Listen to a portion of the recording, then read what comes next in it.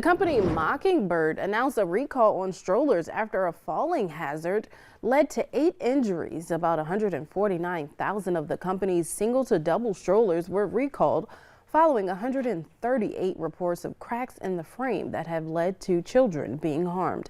The company says use of the stroller should be stopped immediately. Consumers can receive free frame reinforcement kits by contacting the company.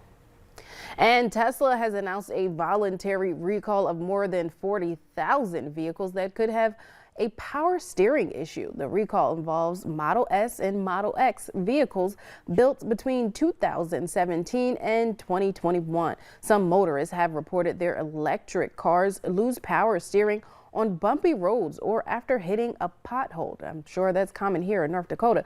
No injuries have been reported thus far in connection with the recall. Student loan forgiveness applications are no longer being accepted. We'll tell you why up next.